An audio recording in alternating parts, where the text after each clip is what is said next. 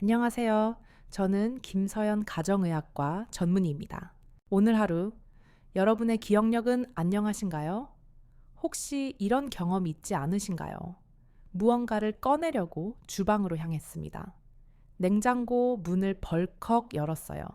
시원한 냉기가 얼굴로 확 끼쳐오는데 정작 내가 그 앞에서 멍하니 서 있는 겁니다. 내가 뭘 꺼내려고 했더라?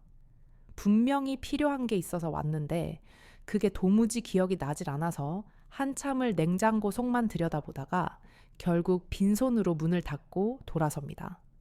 그러다 거실 소파에 앉는 순간 김치였지 하고 뒤늦게 떠오르는 경험 말이에요. 또 이런 적은 없으신가요? 길에서 정말 반가운 얼굴을 마주쳤습니다. 너무나 잘 아는 사이고 불과 얼마 전에도 통화했던 지인인데 막상 입 밖으로 그 사람의 이름이 나오질 않는 겁니다. 입안에서 이름이 맴드는데 혀끝에서 뱅뱅 돌기만 하고 툭 튀어나오질 않아서 거기 잘 지냈어? 하고 얼버무리고 맙니다. 그리고 헤어지고 나서야 맞다. 영희 엄마였지 하고 무릎을 치게 되죠. 이런 일이 반복되면 덜컥 겁부터 납니다. 나도 혹시 치매가 오는 건 아닐까? 벌써 뇌가 늙어버린 건 아닐까? 하는 두려움이 엄습해오죠. 병원에서 진료를 보다 보면 50대, 60대 어머님, 아버님들이 가장 많이 하소연하시는 게 바로 이 깜빡깜빡하는 증상입니다. 가스불 끄는 걸 잊어버려서 냄비를 새까맣게 태우기도 하고 현관 비밀번호가 순간적으로 기억나지 않아 등줄기에 식은땀이 흘렀다는 분들도 계세요. 하지만 여러분, 너무 걱정하지 마세요. 오늘 제가 여러분의 그 걱정을 깨끗하게 씻어드릴 아주 특별한 식재료를 소개해 드리려고 합니다. 큰돈 들여 비싼 영양제를 사 드시지 않아도 됩니다. 우리 주변 시장이나 마트에서 단돈 몇천 원이면 구할 수 있는 아주 친숙한 재료거든요. 바로 들깨가루입니다. 그런데 이 들깨가루를 그냥 드시는 게 아닙니다. 이것과 함께 먹었을 때 죽어가던 뇌세포가 되살아나고 혈관 속 찌꺼기가 싹 청소되며 푸석하던 피부에 윤기가 흐르게 만드는 최고의 짝꿍이 있습니다. 오늘 영상에서는 이 들깨가루를 어떻게 먹어야 뇌를 20년 젊게 되돌릴 수 있는지, 그 황금 비율과 섭취법, 그리고 주의해야 할 부작용까지 낱낱이 파헤쳐 드리겠습니다. 본격적으로 이야기하기 전에 왜 우리가 들깨를 먹어야 하는지부터 짚고 넘어가야겠습니다. 여러분, 오메가3가 뇌 건강에 좋다는 이야기는 귀에 못이 박히도록 들으셨죠? 텔레비전 건강 프로그램만 틀면 나오는 이야기가 바로 오메가3 섭취의 중요성입니다. 우리 뇌의 구성 성분 중 상당 부분이 지방이고 그 중에서도 오메가3 지방산은 뇌세포막을 유연하게 만들어서 뇌세포 간의 신호 전달을 빠르게 해주는 핵심 연료거든요. 보통 오메가3라고 하면 무엇을 먼저 떠올리시나요? 네, 맞습니다. 고등어, 연어, 꽁치 같은 등 푸른 생선을 가장 먼저 생각하실 겁니다. 의사들도 생선을 많이 드시라고 권하니까요. 그런데 솔직하게 한번 이야기해 볼까요? 집에서 매일 생선 구워 드시는 거 말처럼 쉽지 않습니다. 고등어 한 마리만 구워도 온 집안에 비린내가 진동을 합니다. 환풍기를 틀고 창문을 열어도 그 냄새가 커튼이며 소파에 배어서 며칠을 가죠. 게다가 가스레인지 주변으로 튀는 기름은 또 어떻습니까? 그거 닦아내느라 밥 먹고 나서 더 힘을 빼야 합니다. 그러다 보니 몸에 좋은 건 알지만 귀찮아서 못해 먹겠다 하고 포기하시는 분들이 태반입니다. 바로 이 지점에서 들깨가 구세주처럼 등장합니다. 들깨는 식물성 오메가3의 보고 만물 창고라고 불립니다. 들깨에 들어있는 지방의 약 60% 이상이 오메가3 지방산인 알파 리놀렌산으로 구성되어 있습니다. 이건 자연계에 존재하는 식물성 기름 중에서 가장 높은 비율에 속합니다. 굳이 비린내 나는 생선을 굽지 않아도 들깨가루만 잘 챙겨 드시면 뇌에 필요한 최상급의 기름을 공급할 수 있다는 뜻입니다. 실제로 제 환자분 중에 70대 초반의 여성분이 계셨습니다. 이분은 자녀들 이름도 가끔 헷갈리고 물건을 둔 장소를 하루 종일 찾느라 스트레스를 너무 많이 받아서 우울증까지 오실 뻔했던 분이에요. 제가 약물 치료보다는 식습관 교정을 먼저 권해드렸고 오늘 알려드릴 이 들가의 우유, 요법을 매일 아침 실천하도록 처방해 드렸습니다. 한 달 뒤에 다시 병원을 찾으셨는데 표정부터가 달라지셨더라고요. 원장님, 아침에 눈을 뜨면 머릿속에 안개가 낀 것처럼 뿌옇고 무거웠는데 요즘은 머리가 아주 맑아요. 개운합니다. 어제는 며느리 생일도 제가 먼저 기억해서 전화를 했다니까요. 이렇게 말씀하시며 소녀처럼 웃으시던 모습이 아직도 눈에 선합니다. 뇌세포가 영양분을 제대로 공급받기 시작하면 우리 뇌는 반드시 응답을 합니다. 들깨의 효능은 뇌 건강에서 끝나지 않습니다. 우리 중년 여성분들의 또 다른 큰 고민, 바로 흰머리와 탈모에도 탁월한 효과가 있습니다. 거울 볼 때마다 늘어나는 흰머리 때문에 속상하시죠? 염색을 자주 하자니 눈도 침침해지는 것 같고 두피가 따가워서 고생하시잖아요. 50대가 넘어가면 호르몬 변화로 머리카락이 가늘어지고 숭숭 빠지기 시작하는데 이게 여간 스트레스가 아닙니다. 한의학 고서인을 보면 들깨는 성질이 따뜻하고 독이 없으며 기를 내리고 몸을 보호한다. 또한 오랫동안 먹으면 머리카락이 휘어지지 않고 검게 된다라는 기록이 있습니다. 우리 조상님들은 이미 수백 년 전부터 들깨가 모발 건강에 좋다는 걸 알고 계셨던 겁니다. 현대의학적으로 풀어보면 이렇습니다. 들깨의 풍부한 비타민 E2와 불포화 지방산이 두피의 말초, 혈관까지 혈액순환을 원활하게 만들어줍니다. 머리카락은 모낭이라는 주머니에서 자라는데 이 모낭에 영양분과 산소가 펑펑 공급되어야 머리카락이 굵고 튼튼하게 그리고 까맣게 자랄 수 있거든요. 혈액순환이 안 되면 모낭이 굶주리게 되고 결국 멜라닌 색소를 만들어내지 못해 흰머리가 나거나 머리카락이 힘없이 빠져버리는 겁니다. 그러니 머리숱이 고민이시라면 비싼 탈모 샴푸 쓰시는 것보다 매일 들깨가루를 챙겨 드시는 게 훨씬 근본적인 해결책이 될 수 있습니다. 여기서 끝이 아닙니다. 들깨는 먹는 화장품이라고 불러도 손색이 없습니다. 들깨에 들어있는 로즈마린산과 비타민 E2 성분 때문인데요. 비타민 E는 대표적인 항산화 물질입니다. 우리가 나이 들면서 늙는다는 건 세포가 산화된다는 뜻입니다. 쇠가 공기 중에 오래되면 벌겋게 녹이 슬듯이 우리 몸의 세포도 활성산소의 공격을 받아 녹이 세우는 거죠. 이게 피부로 나타나면 주름이 되고 기미가 됩니다. 그런데 들깨의 비타민 E2 성분이 이 산화 과정을 막아줍니다. 세포가 녹쓰는 것을 방지해주는 방패 역할을 하는 셈이죠. 그래서 들깨를 꾸준히 드시는 분들을 보면 확실히 피부 결이 다릅니다. 속에서부터 은은하게 윤광이 돈다고 할까요? 건조해서 쩍쩍 갈라지던 피부가 촉촉해지고 칙칙하던 안색이 맑아지는 것을 경험하실 수 있습니다. 시장에서 1,000원, 2,000원이면 살 수 있는 이 소박한 가루가 수십만 원짜리 백화점 영양크림보다 더 강력한 안티에이징 효과를 낸다는 사실, 정말 놀랍지 않으신가요? 자, 그렇다면 이토록 좋은 들깨를 도대체 어떻게 먹어야 그 효과를 100% 아니 200% 끌어올릴 수 있을까요? 많은 분이 그냥 나물 무칠 때 듬뿍 넣어서 먹으면 되는 거 아니에요?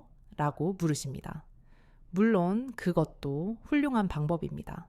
시금치나 고구마 줄기 나물에 들깨가루 넣고 자박하게 볶아 먹으면 구수하니 맛도 좋고 소화도 잘 되죠.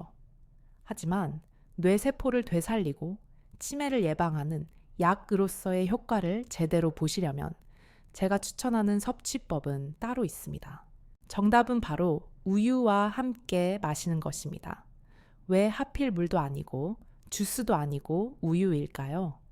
여기에는 아주 중요한 과학적 원리가 숨어 있습니다. 들깨가 가진 핵심 영양소들, 앞서 말씀드린 오메가3 지방산이나 비타민 E2, 그리고 치매 예방 성분인 로즈마린산 등은 대부분 지용성입니다. 즉, 물에는 잘 녹지 않고 기름에 잘 녹는 성질을 가지고 있습니다. 우리가 들깨 가루를 물에 타서 마신다고 상상해 보세요. 가루가 물과 섞이지 않고 둥둥 뜨거나 컵 바닥에 가라앉아 버립니다. 이걸 마시면 우리 장에서도 흡수가 잘 안 되고 그대로 배출될 가능성이 높습니다. 아까운 영양소를 그냥 변기로 흘려보내는 꼴이 되는 거죠. 하지만 우유는 다릅니다. 우유 속에는 적당량의 유지방이 들어있습니다. 이 우유의 지방 성분이 들깨의 지용성 영양소를 싹 녹여서 품어줍니다. 서로 착 달라붙게 만드는 거죠. 이렇게 되면 우리 몸에 들어갔을 때 흡수율이 2배, 3배 이상 껑충 뜁니다. 또한 우유의 단백질 성분도 중요한 역할을 합니다. 영양소가 혈관을 타고 뇌까지 이동하려면 튼튼한 운송수단이 필요한데 우유의 단백질이 바로 그 트럭 역할을 해줍니다. 소중한 오메가3 성분이 중간에 파괴되거나 다른 곳으로 새지 않고 목적지인 뇌세포까지 안전하게 배달될 수 있도록 돕는 것이죠. 마치 깨지기 쉬운 물건을 뽁뽁이로 잘 감싸서 단단한 상자에 넣어 택배를 보내는 것과 같습니다. 그러니 뇌의 건강을 위한다면 들깨와 우유는 때려야 뗄 수 없는 실과 바늘 같은 존재인 겁니다. 자, 이론 공부는 이쯤 하면 충분합니다. 이제 여러분이 가장 기다리셨을 시간, 집에서 누구나 간편하게 만들 수 있는 뇌청춘 라떼의 황금 레시피를 공개하겠습니다. 지금 메모지랑 펜 준비되셨나요? 아주 간단하지만 지켜야 할 순서와 포인트가 있습니다. 오늘 당장 만들어서 드실 수 있도록 아주 상세하게 알려드릴 테니 잘 따라오세요. 먼저 준비물은 간단합니다. 우유 200ml, 곰백호미라운드, 들깨가루, 그리고 꿀입니다. 우유 200ml면 보통 우리가 마시는 종이컵으로 한 컵 가득 정도 되는 양입니다. 이 양이 딱 적당합니다. 너무 많이 드시면 배가 불러서 식사에 방해가 되고 너무 적으면 효과가 미미하니까요. 첫 번째 단계, 우유를 데워야 합니다. 여기서 첫 번째 핵심 포인트가 나옵니다. 우유를 어떻게 드느냐가 중요합니다. 절대 팔팔 끓이시면 안 됩니다. 냄비에 넣고 보글보글 끓이거나 전자레인지에 너무 오래 돌려서 뜨겁게 만들면 우유 속에 좋은 단백질이 응고되어서 막이 생기고 나중에 넣을 들깨의 영양소도 열에 의해 파괴될 수 있습니다. 우리가 원하는 건 따뜻한 천 정도의 온도입니다. 전자레인지를 사용하신다면 딱 1분, 1분만 돌려주세요. 손으로 컵을 감싸 쥐었을 때 따뜻하다 라는 느낌이 들 정도, 온도로 치면 50도에서 60도 사이가 가장 좋습니다. 이 온도가 우리 위장에서 흡수가 가장 잘 되는 온도이기도 합니다. 두 번째 단계, 따뜻해진 우유에 들깨가루를 넣습니다. 양은 밥숟가락으로 2스푼입니다. 한 스푼은 좀 아쉽고 3스푼은 너무 걸쭉해서 마시기가 불편할 수 있습니다. 밥숟가락으로 평평하게 깎아서 2번 넣어주세요. 욕심내서 산처럼 수북하게 쌓아서 넣지 않으셔도 됩니다. 꾸준히 먹는 게 중요하니까요. 이때 사용하는 들깨가루는 껍질이 벗겨진 깊이 들깨가루를 쓰시면 목 넘김이 훨씬 부드럽고, 껍질이 있는 통들깨가루를 쓰시면 식이섬유가 많아서 장 건강에 더 좋습니다.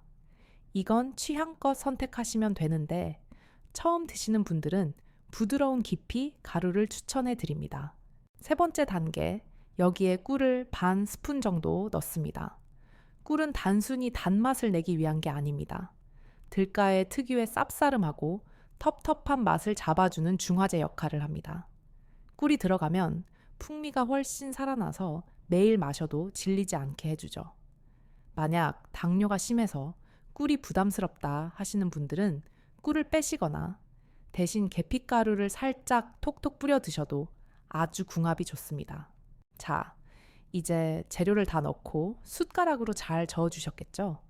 여기서 바로 드시지 마세요. 정말 중요한 비법이 하나 남아 있습니다. 섞은 뒤에 딱 1분만 기다려주세요. 컵을 앞에 두고 잠시만 참아주시는 겁니다. 왜 그럴까요? 마른 들깨가루가 우유를 머금어서 불어날 시간이 필요하기 때문입니다. 미숫가루 타보셔서 아시겠지만 타자마자 마시면 가루가 목에 컥 하고 걸리거나 겉도는 느낌이 들 때가 있죠. 그런데 잠시 두었다가 마시면 가루가 수분을 흡수해서 아주 부드러운 크림처럼 변합니다. 1분의 기다림이 식감을 완전히 바꿔놓습니다. 훨씬 고소하고 목 넘김이 부드러워져서 소화도 더 잘 됩니다. 이 작은 차이가 명품 보약을 만듭니다. 원장님, 그런데 저는 우유만 마셨다 하면 배가 살살 아프고 화장실로 달려가야 해요. 저 같은 사람은 이 좋은 걸 그림의 떡처럼 보고만 있어야 하나요? 지금 영상을 보시면서 이렇게 한숨 쉬시는 분들 분명히 계시죠? 한국인의 약 75%가 우유 속에 들어있는 유당을 분해하지 못하는 유당불내증을 가지고 있다고 합니다. 우유만 마시면 뱃속에서 천둥치는 소리가 나고 가스가 차서 방귀가 뿡뿡 나오고 심하면 설사까지 하시니 당연히 우유를 멀리 하실 수밖에 없었을 겁니다. 학교 다닐 때 우유 급식 나오면 친구 주거나 가방에 몰래 넣어오던 기억 다들 있으시지요? 걱정하지 마십시오. 우유를 못 드시는 분들을 위한 완벽한 대타, 아니 어쩌면 더 훌륭할 수도 있는 짝꿍이 되게 하고 있습니다. 바로 두유입니다. 두유에는 유당이 전혀 없습니다. 그래서 배 아플 걱정 없이 마음 편하게 드실 수 있습니다.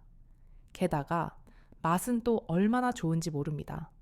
콩을 갈아 만든 두유의 구수한 맛에 들깨의 고소한 맛이 더해지면 그야말로 고소함의 폭발입니다.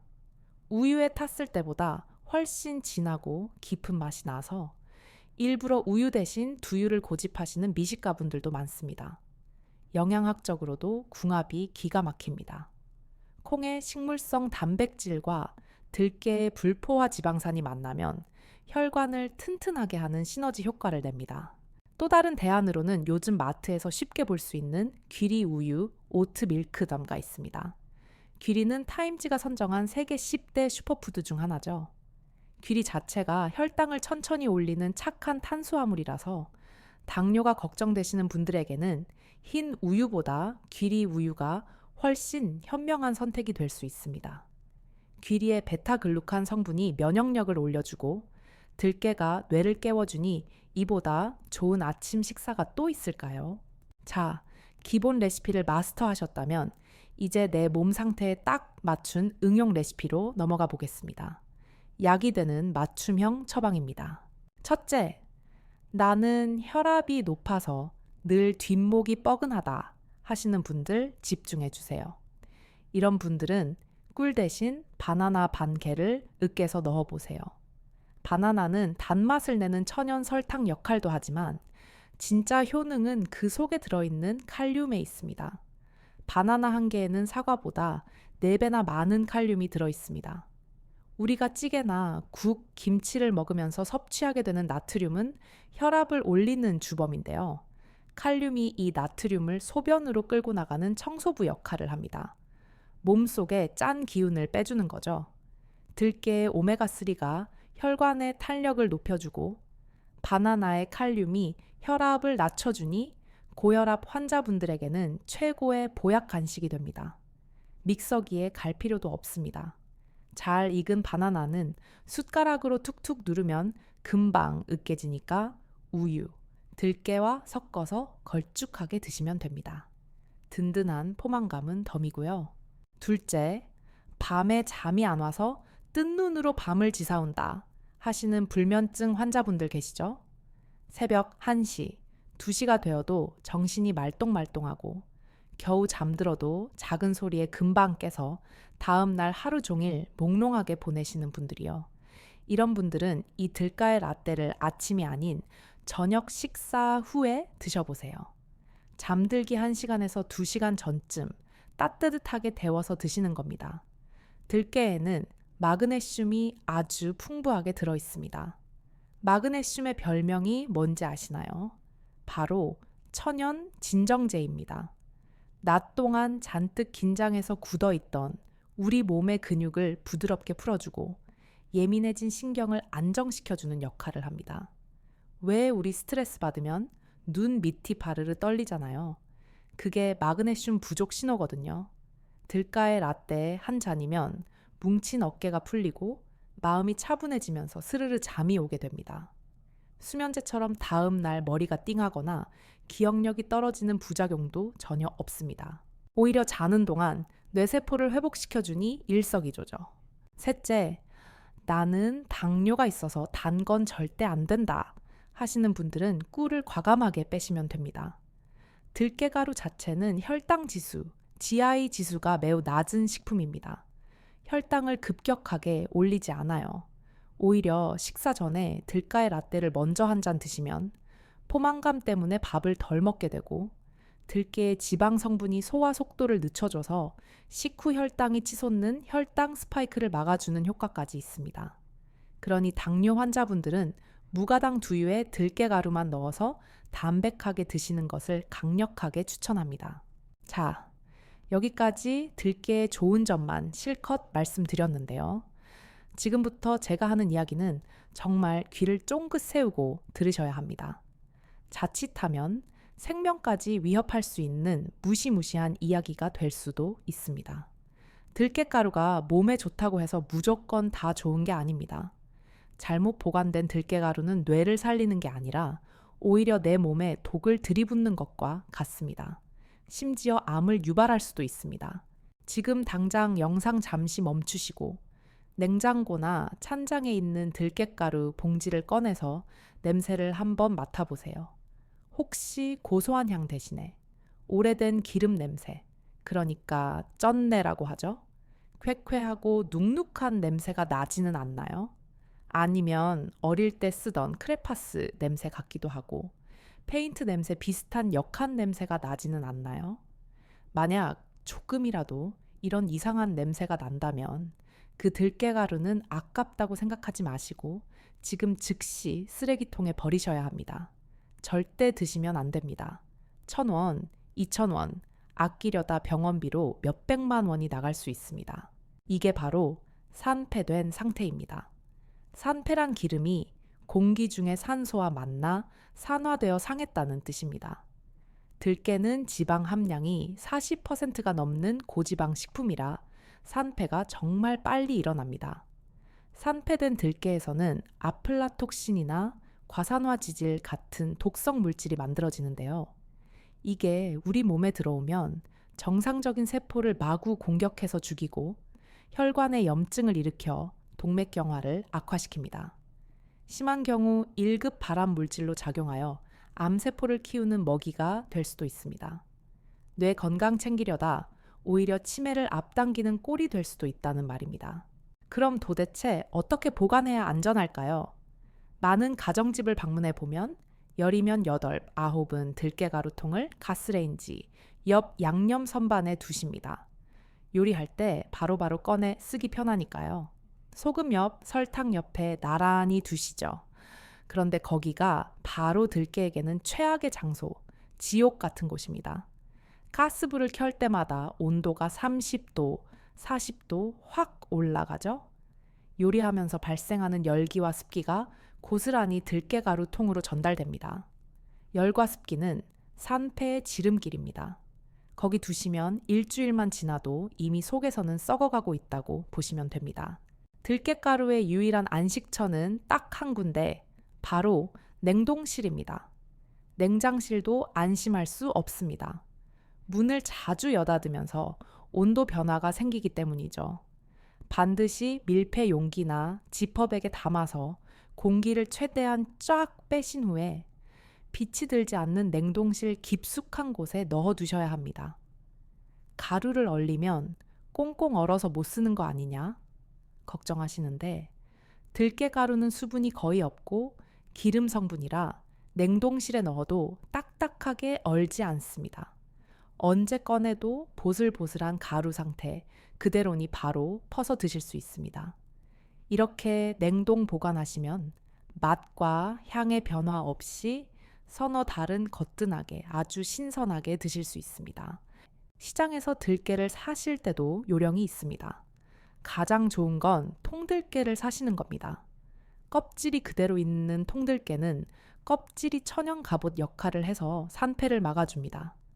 이걸 사다가 냉동실에 넣어두고 먹기 직전에 믹서기에 드르륵 갈아서 드시는 게 영양학적으로는 100점 만점입니다. 갓 갈아낸 들깨의 향은 정말 기가 막히거든요. 하지만 매번 갈아 먹는 게 어디 쉽나요? 귀찮아서 안 먹게 되느니 차라리 가루를 사서 꾸준히 먹는 게 낫습니다. 대신 가루를 사실 때는 절대 대용량을 사지 마세요. 큰 봉지가 그램 당 가격이 더 싼데 하면서 500g, 1kg짜리 큰 거 덥석 집으시죠. 그거 다 드시려면 몇 달 걸립니다. 봉지를 뜯는 순간부터 산화가 시작되는데 나중에는 결국 상한 걸 드시게 되거나 반도 못 먹고 버리게 됩니다. 조금 비싸더라도 100g, 200g씩 작게 소포장된 제품을 사세요. 하나 뜯어서 며칠 내로 빨리 드시고 또 새 거 뜯는 게 훨씬 남는 장사입니다. 건강을 사는 거니까요. 그리고 본인 체질에 맞춰서 고르는 팁 하나 더 알려드릴게요. 나는 평소에 소화가 잘 안 되고 뭘 먹으면 속이 더부룩하다 하시는 분들은 껍질을 싹 벗겨서 하얗게 만든 깊이 들깨가루 또는 탈피 들깨가루를 고르세요. 껍질에 거친 섬유질이 없어서 아기들 이유식에 넣어도 될 만큼 소화가 잘 됩니다. 반대로 나는 변비가 심해서 화장실 가는 게 전쟁이다 하시는 분들은 거무튀튀한 껍질이 섞여 있는 통들깨 가루를 고르셔야 합니다. 그 거친 껍질 속에 불용성 식이섬유가 가득해서 장 속의 찌꺼기를 빗자루처럼 쓸고 내려가 줍니다. 아침마다 황금색 쾌변을 보게 해주는 1등 공신이 바로 그 까칠까칠한 껍질입니다. 자, 이제 우리 주부구단 구독자님들을 위해 주방에서 바로 써먹을 수 있는 꿀팁 몇 가지 방출하겠습니다.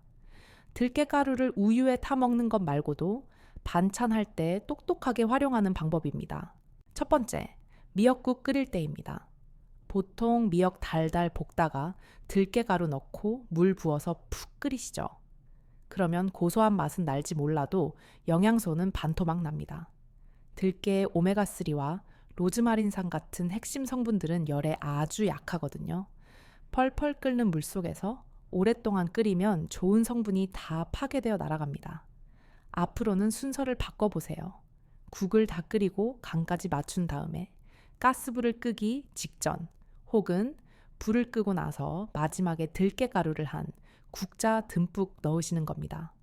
잔열로만 살짝 익히는 거죠. 이렇게 하면 들깨의 향이 훨씬 진하게 살아있고 영양소도 온전하게 섭취하실 수 있습니다. 맛의 풍미가 완전히 달라질 겁니다. 두 번째, 나물 무칠 때입니다. 시금치, 고사리, 취나물 무칠 때 보통 참기름이나 들기름 넣으시죠. 기름 대신 들깨가루를 넉넉하게 넣어보세요. 나물 자체가 가진 수분과 어우러져서 아주 부드럽고 촉촉해집니다. 특히 나물 반찬은 간장이나 소금으로 간을 하기 때문에 나트륨 섭취가 걱정되실 텐데 들깨가루의 칼륨 성분이 나트륨 배출을 도와주니 혈압 걱정 없이 나물을 마음껏 드실 수 있게 해줍니다. 세 번째, 밥 지을 때 활용법입니다. 이건 모르시는 분들이 많을 텐데요. 쌀 씻어서 밥솥에 안칠 때 들깨가루를 한 스푼만 톡 넣어서 밥을 지어보세요. 밥알 하나하나에 들깨의 유분이 코팅되면서 밥에서 윤기가 좌르르 흐릅니다. 밥맛이 꿀맛이 된다는 게 바로 이걸 두고 하는 말입니다. 옛날 양반집에서는 귀한 손님 오시면 이렇게 들가에 밥을 지어 대접했다고 합니다. 밥만 먹어도 고소해서 김치 하나만 있어도 한 그릇 뚝딱 비우게 됩니다. 네 번째, 국수나 수제비 드실 때입니다. 멸치 육수 내는 게 번거로우시죠? 맹물에 호박, 감자 썰어 넣고 끓이다가 마지막에 들깨가루 서너 스푼만 풀어 넣으면 별다른 육수 없이도 명품 들깨 칼국수가 완성됩니다. 식당에서 파는 10,000원짜리 칼국수보다 들가의 함량이 높으니 훨씬 진국이죠. 소화도 잘 되니 점심 메뉴로 이만한 게 없습니다. 마지막으로 먹지 말고 양보해야 할 것도 있습니다. 들가에 우유 만들어 드시고 나면 숟가락에 컵 벽면에 들깨가루가 조금 묻어 있잖아요. 그거 물로 헹궈버리지 마시고 손등에 쓱쓱 문질러 발라보세요. 특히 설거지 자주 하셔서 손등 터지고 거친 우리 어머님들, 들깨가루가 천연 오일 팩입니다. 5분만 문지르고 씻어내도 비싼 핸드크림 바른 것보다 훨씬 보들보들해집니다. 또 머리 감으실 때 샴푸하고 나서 들깨가루 푼 물에 머리카락을 헹구거나 들깨기름을 살짝 발라 헤어팩을 해주면 푸석푸석하던 머릿결이 미역 줄기처럼 매끄러워집니다. 미용실 가서 비싼 클리닉 받을 필요가 없습니다. 들깨가 두피 혈액순환을 돕고 영양을 공급해서 머리카락에 힘이 생기게 해주거든요. 그렇다면 이 기적 같은 들가의 우유, 도대체 하루 중 언제 마시는 것이 가장 효과가 좋을까요? 정답부터 말씀드리면 아침 공복입니다. 우리가 밤새 잠을 자는 동안 몸은 쉬고 있지만 뇌는 쉬지 않고 일을 합니다. 낮 동안 받아들인 수많은 정보를 정리하고 필요한 기억을 저장고에 옮겨 담고 불필요한 노폐물을 청소하느라 밤새 에너지를 엄청나게 가져다 씁니다. 그래서 아침에 눈을 떴을 때 우리 뇌는 그야말로 연료가 바닥난 텅 빈 상태, 극심한 배고픔을 느끼는 상태입니다. 자동차로 치면 주유 경고등이 깜빡깜빡 들어온 상태인 거죠.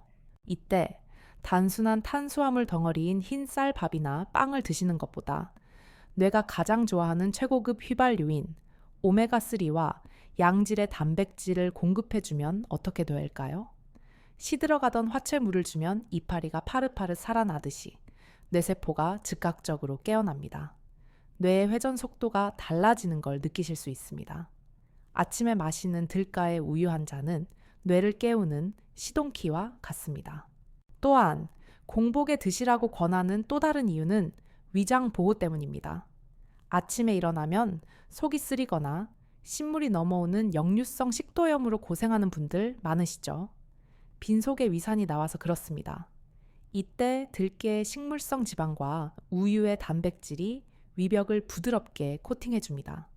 마치 위장에 보호막을 한 겹 씌우는 것과 같습니다. 이렇게 하면 속이 아주 편안해지고 이후에 아침 식사를 하셔도 소화가 훨씬 잘 됩니다. 커피 좋아하시는 분들은 빈속에 모닝커피 드시지 마시고 꼭 이 들가의 라떼를 먼저 드신 후에 커피를 즐기시길 바랍니다. 그래야 위가 상하지 않습니다. 하지만 아무리 좋은 보약도 과하게 먹으면 독이 되는 법입니다.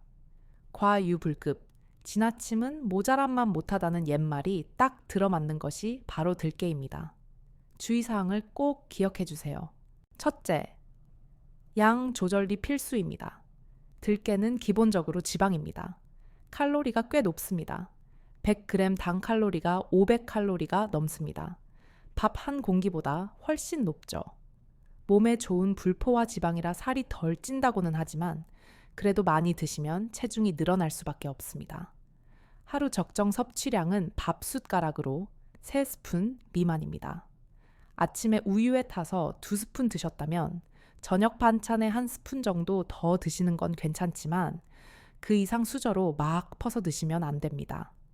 특히 다이어트 중이시거나 고지혈증이 심해서 지방 섭취를 엄격하게 제한해야 하는 분들은 하루 1스푼에서 2스푼 정도로 조절해 주시는 지혜가 필요합니다. 둘째, 설사를 주의하세요. 들깨의 지방 성분이 장을 부드럽게 해서 변비에는 특효약이지만 평소에 장이 예민해서 설사를 자주 하시는 과민성 대장 증후군 환자분들에게는 오히려 자극이 될 수 있습니다.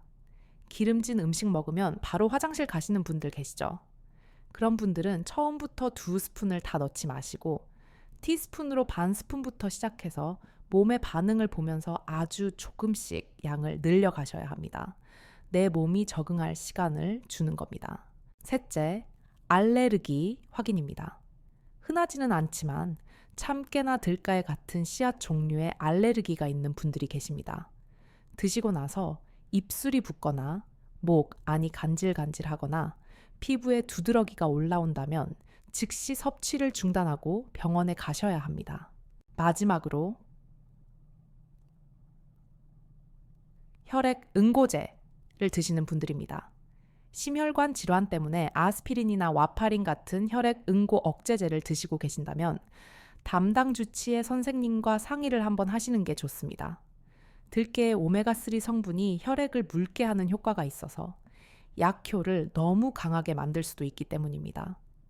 물론 음식으로 드시는 정도의 양은 크게 문제되지 않는 경우가 많지만 그래도 돌다리도 두들겨 보고 건너는 게 안전하니까요.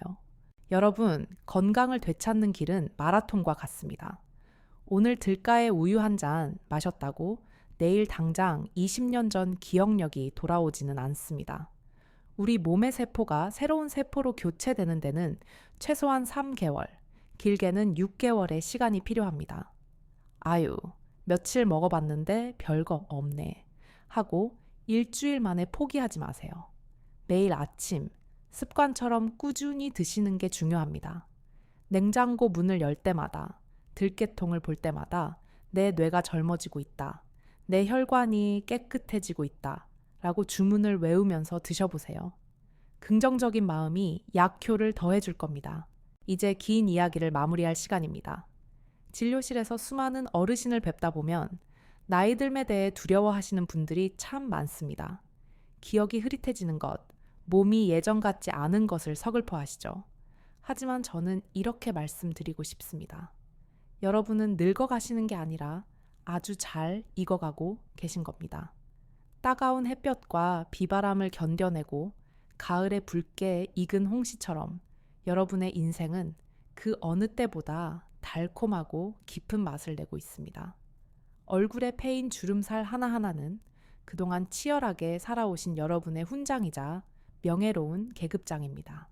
오늘 제가 알려드린 이 작은 들깨가루 하나가 여러분이 품위 있고 건강하게 익어가는 여정에 든든한 지팡이가 되어드렸으면 좋겠습니다. 비싼 영양제가 아니어도 괜찮습니다. 화려한 운동기구가 없어도 괜찮습니다. 내 몸을 아끼고 사랑하는 마음으로 매일 아침 챙기는 따뜻한 한 잔의 정성, 그 정성이야말로 최고의 명예 밍이입니다. 마지막으로 제 영상을 보시는 모든 구독자님께 의사 김서연이 아닌 한 사람의 딸이자 이웃으로서 온 마음을 다해 기도를 올리고 싶습니다. 부디 오늘 밤은 뒤척임 없이 깊고 달콤한 꿀잠을 주무시길 바랍니다. 근심과 걱정은 잠시 내려놓으시고 편안한 꿈속에서 쉬어가시길 바랍니다. 내일 아침에는 그 누구보다 개운한 몸으로 눈을 뜨시기를, 그리고 창문 틈으로 들어오는 아침 햇살이 눈부시게 아름답다고 느낄 수 있는 맑은 정신을 가지시기를 소망합니다. 여러분의 두 다리에 힘이 넘쳐서 가고 싶은 곳이 있다면 언제든 주저없이 떠날 수 있는 활력이 깃들기를 바랍니다. 예쁜 꽃이 피면 꽃 구경 가시고, 맛있는 것이 있으면 자식들 눈치 보지 말고 사서 드실 수 있는 건강한 위장이 여러분과 함께 하기를 바랍니다. 무엇보다 여러분의 기억이 오래오래 선명하기를 간절히 기도합니다. 사랑하는 손자, 손녀가 할머니, 할아버지 하고 달려와 안길 때 아이들의 이름을 하나하나 다정하게 불러줄 수 있는 총기가 흐려지지 않기를 바랍니다. 지난 세월 고생하며 지켜온 소중한 추억들이 지우개로 지운 듯 사라지지 않고 여러분의 머릿속 서재에 예쁘게 꽂혀 있다가 원할 때마다 꺼내볼 수 있는 한 권의 책처럼 남아주기를 바랍니다. 혹여 몸이 조금 아프더라도 툭 털고 일어날 수 있는 회복력이 여러분을 지켜주기를, 큰 병마가 감히 여러분의 문턱을 넘보지 못하기를 바랍니다. 병원 침대에 누워 천장만 바라보는 노년이 아니라 흙을 밟고 바람을 느끼며 웃음꽃 피우는 행복한 노년이 되시기를 진심으로 축원합니다. 100세 인생이라고 합니다. 남은 날들 중 오늘이 가장 젊은 날입니다. 아프지 마십시오. 외로워하지 마십시오. 저 김서연이 매주 여러분 곁에서 건강하고 행복한 이야기를 들려드리겠습니다. 우리는 함께 늙어가는 친구이자 동반자입니다. 여러분의 가정에 평안과 건강, 그리고 웃음이 마르지 않는 샘물처럼 콸콸 솟아나기를 두 손 모아 빕니다. 오늘도 긴 영상 함께 해주셔서 정말 고맙습니다. 사랑합니다, 여러분.